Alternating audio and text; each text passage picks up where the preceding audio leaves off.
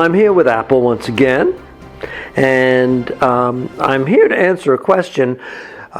If you haven't seen it yet, I have a series of videos that a lot of people found interesting called Ask the Breeder, and I take questions from viewers like you and do my best to answer them based on the experience that I've had with my Cavaliers over 40 plus years.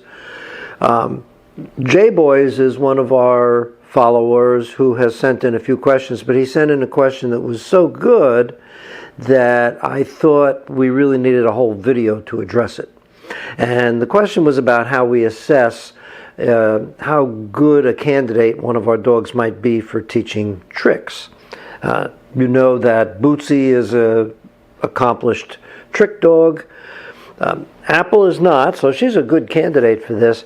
Now, the first thing I look for in a dog that I want to teach tricks to would be a dog that's active and is energetic and bright and aware of what's going on. And Apple is all of that. If you ever saw any of the videos of her running around in our yard, oh my gosh, she really buzzes around there. But one of the things that I like to do when I teach a trick is to build on the behaviors that they already have. Now, Apple has some little behaviors that come naturally to her. For example, if my hand is out in front of her, as you can see, she puts her paw on it and kind of pulls my hand in because she wants me to pet her or rub her tummy or whatever. The only thing I've taught her so far is come, so I have not done any other tricks at all with her. But I'm going to build on this natural behavior she has and teach her to shake hands. So let me go get some treats and we will resume with Apple and trying to teach her something that she doesn't know yet. Just got some Cheerios. I like to use those for training treats because they're very low in calories. There's good healthy ingredients in them and dogs love that crunch. Now Apple saw me go to the pantry to get them, so she knows that there's a bunch of them in my pocket and she's already showing her energy. But we're going to see if we can get her to do the command. I have to have a word to associate with it, so I'm going to use shake, and I always use the dog's name too. Apple, Apple, shake, shake. Oh, what a good girl. That was excellent. Again, it's because she has this natural tendency to pull my hand in when she sees it there. So we'll try again. Apple, shake, shake, Apple, shake. Good girl. Even if she does something approximately close to what I want, we just accept that. Apple, shake. Good girl. Apple, shake. Apple, shake. Good girl. The good girl, by the way, also serves as a positive reinforcement. Apple. Easy, easy, easy. Shake. Oh, look at that. That was quick.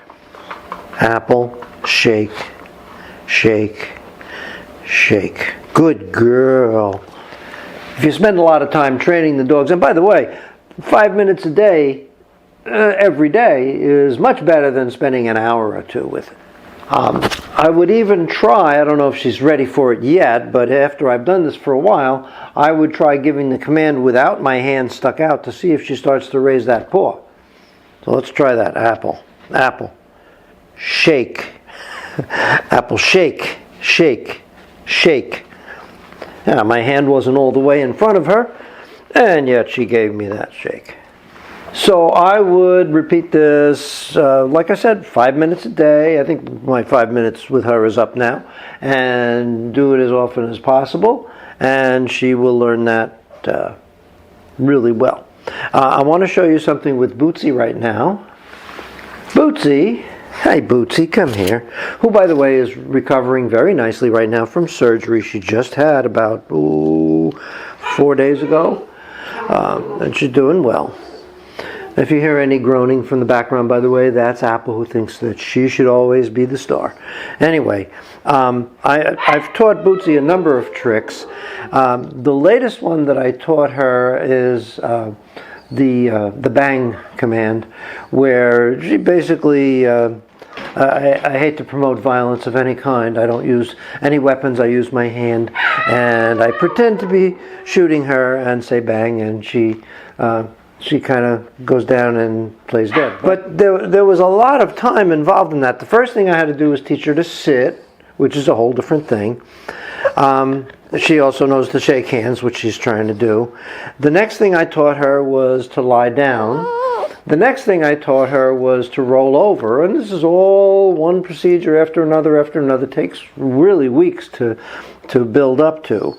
But once she had that behavior of lying down and rolling over, then we just added the word bang and the little hand signal, and she did the whole thing from start to finish. Let's see if she'll do it right now. Bootsy, bang.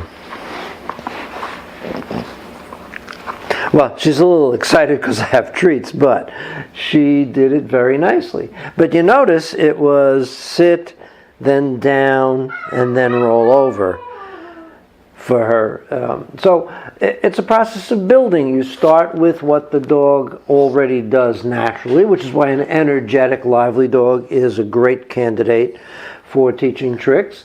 And then once you have one trick, you build on that to do the next, and then on that to do the next. For example, also, she knows shake hands, shake.